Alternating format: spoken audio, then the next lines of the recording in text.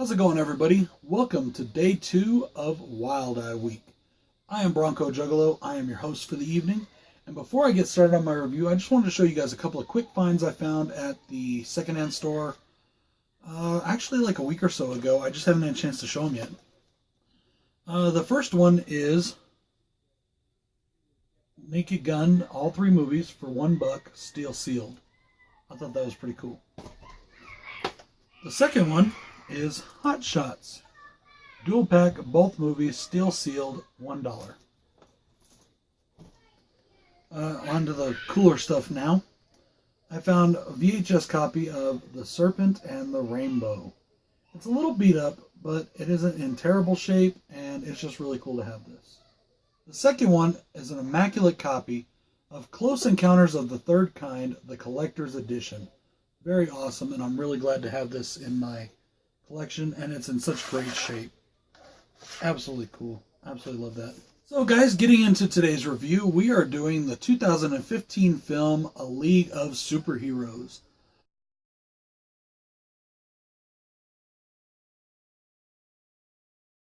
Now, this may be a bit of a different film coming from Wild Eye.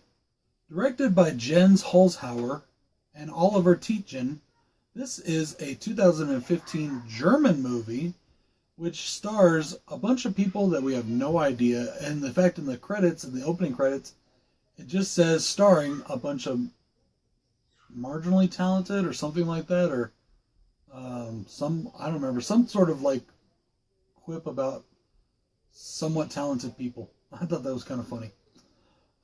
It also does have Bai Ling in it, who you may remember from The Crow. And it also has German director Uwe Boll in the movie as the President of the United States, which I found to be absolutely hilarious. Something else that is very funny about this movie is none of these people on this front cover are in this film. Or if they are, it's not as these characters, and I don't recognize them at all in the movie. Now, on the back cover, we have a really cool, like, Skeletor-looking dude, and I'm going to tell you more about that here in a bit. Now, as I said, this is a bit of a different film coming from Wild Eye, but it does still have some of those horror motifs. It is chock filled with gore, sex, violence. And if you are looking for a superhero movie that is nothing but a bunch of hot chicks, half naked, running around all the time, filled with gore, this is your movie. Now, this is an anthology film. It is a spoof of a superhero movie, but it is an anthology film. It has a wraparound story, and then it has 26 segments based on a superhero or villain going in alphabetical order from A to Z.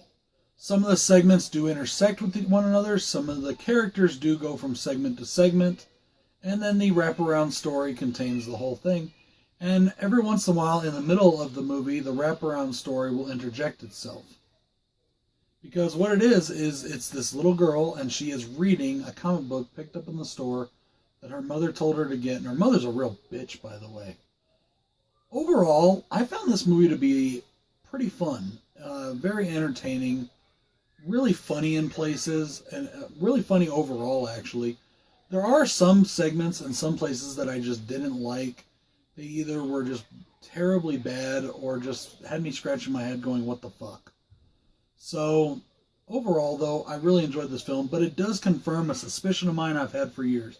And if you're from Germany, I mean no offense. I used to live in Germany. I love Germany, and I love the German people, and it's an awesome place with awesome people. But Germans are freaks. I'm telling you right now. And you know what I mean when I say freaks. You know what I mean? As far as cons go, my first con is the CGI special effects. Now, this whole movie is CGI. Okay, most of the backgrounds in the film are CGI. There's very little actual, real world footage. Most of the backgrounds are done CGI. You can tell that it's CGI background with the actors in the forefront. But then they put the special effects over the top of that, and it just kind of looks really cheesy and really bad. It's probably exactly what they were going for, because, this is just one of those kind of films that is a spoof. But I just personally, I don't like that. I've never liked that. That's just the way I feel about it. I don't like that at all. Uh, a lot of the gore is CGI, so the gore makes an appearance on both lists here because there is some really cool gore and some really good gore, and I'll get into that in a minute. But I don't like that they use a lot of CGI gore. I wish they would have done some more practical effects. My last three cons are all segments in the film. The first one is a segment called Jesus versus King Satan. And I just didn't like it. And it made me just sit there and go, God, this fucking sucks. It was just bad. It was done badly. Part of it was a little bit sacrilegious, or a lot sacrilegious, actually. And I really didn't like that either, but I can deal with that. I can live with that. I have a sense of humor, and I know that not everything has to conform to what I think or I believe. So it's fine. I didn't mind that so much, but it was just bad. It was done very badly. Jesus is in space with aliens partying, and King Satan comes in, and instead of Satan being normal Satan, he's a robot. And they basically have a space battle, and Jesus' gun that he's using, even though he has God's superpowers and stuff like that, he's using a gun that looks just like Han Solo's blaster. There's a cool part to that too, and I'm going to get into that here in a bit. That kind of led into another segment a little bit down the line called Popular Girl. And I've never cared if people are gay, straight, trans, whatever. Doesn't matter to me. It's your business. But this one was just really weird. And it had some weird stuff in it. And I don't know if it's German law that you can't show male genitalia or any kind of male nudity, including their asses, on screen. But every time they showed male nudity, it was all blurred out. Women, all was fair game. But for men, they blurred everything out. I don't know if that was a German thing or just something they did in the movie to be funny. Popular Girl is this beautiful girl with a giant, and I mean giant, schlong that comes out of her and hangs down out of anything she's wearing. It's about 3.5 feet long, maybe even longer. And it just made no sense to me, and it had me sit there scratching my head going, what the hell? The bad guys in that segment are the Coalition of Worried Christian Fathers. And later on, they do a segment that I did find kind of entertaining. But this one, I was just like, what the fuck is going on? And I was just like, okay, this is crap. The third one is another segment called Menstrual Girl, which I absolutely hated and just grossed me the fuck out. Menstrual stuff grosses me out. I'm not into it. I mean, I get that it doesn't gross me out that, like, women have their periods, so that doesn't gross me out. But when they show certain things on film, it grosses me out. Menstrual Girl is kind of like a genie in a lamp. And she actually has a lamp that this girl buys at some store, and she meets her husband or boyfriend. He's like, what kind of shit did you buy now? Give it to me. And she won't give it to him, so he hits her. And her blood drops down onto the lamp or whatever, and that brings out Menstrual Girl. Menstrual Girl pulls aside her superhero costume, onesie, bathing suit, whatever it is you want to call it, and she sprays period blood all over the guy's face until his face melts off, and all that's left is a bloody skull. And that just grossed me the fuck out. And I was like, what the fuck? I just didn't get that at all. I was just like, okay, that's just dumb. And I didn't get it at all. Maybe it's a German sense of humor thing. I don't know, but it was just gross to me. But honestly, that is it for my cons, guys. And I know it sounds like I didn't like this movie, but honestly, this movie is a lot of fun. Overall, this movie overall is fucking hilarious. There is some great hilarity in this movie. It is marvelously self-aware. Everybody, see what I did there? Marvelous. Everybody in this movie, you can tell that they are having fun. You can tell that they are making a spoof. You can tell that they are not trying to be serious at all. And I love every second of that. One of my favorite segments in this is the He-Man segment. And they basically make fun of He-Man. And I think the hero's name is Manmer or something like that. The guy that looks like He-Man. But he's a lot thinner. A lot, for lack of a better word, a lot fruitier. And he fights a character that looks just like Skeletor. Is right here. And I actually love that. I thought it was a great segment. I love He-Man. I love Masters of the Universe. But I don't mind when people make fun of it because it is ripe for parody. And it's funny when some of that stuff comes out. It's really entertaining. And in this case was no less. As I said, this movie is filled with nudity. And throughout all of the thing, throughout the entire film, a voice would come on because, like, you'd see the superhero or the superheroine, and she'd be fighting evil. She'd have her costume on.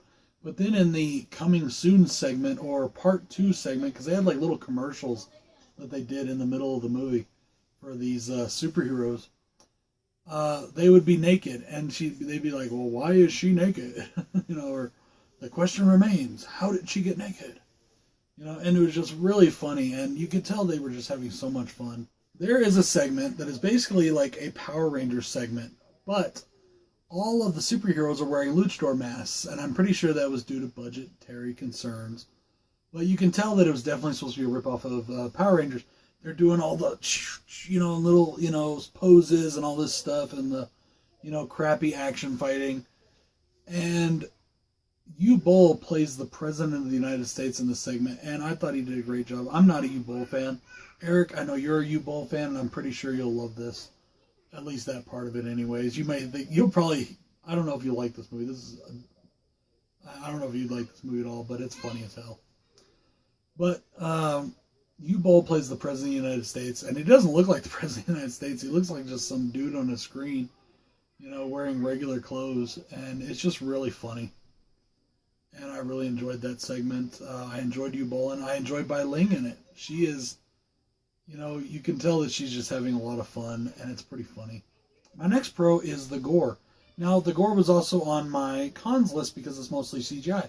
But it's done pretty well. It's done very inventive, and it's done really hilarious in a lot of places. There's some absolutely cool gore. The very first segment is called Ape Man or something like that, and this guy gets turned into a turquoise ape, basically. And he takes 2 bananas and he shoves them into these girls' eyes, and it's really funny. And I just enjoyed that a lot. I noticed that the superheroes in this kill more innocents than the villains do. My final pro is I want to give them a lot of props for inventiveness. You could tell that they probably use most of their budget on the CGI and the CGI backgrounds and things like that. So when it came to stuff like props, they got a little inventive, and I thought it was pretty cool. I didn't look at this as a negative. I looked at it as a big positive. Now, there are a lot of regular props. There's regular guns, things like that, But I just happened to notice that one of the props was this exact thing. It was this Nerf gun. This exact Nerf gun. Just painted all gray. And I thought that was absolutely hilarious. Now, I bought this to shoot at my nieces, nephews, and my kids. Just for fun. Because it's fun to shoot at them. You know what I mean? With a Nerf gun, people. With a Nerf gun. I thought it was really cool. It goes to show that you don't have to spend a ton of money on a prop master to make you all these really, intricate blasters and things like that. You can find something just like this, repaint it, and make something totally cool out of it. And it looked really good. And I want to give them a lot of props for that because I think they did a cool job.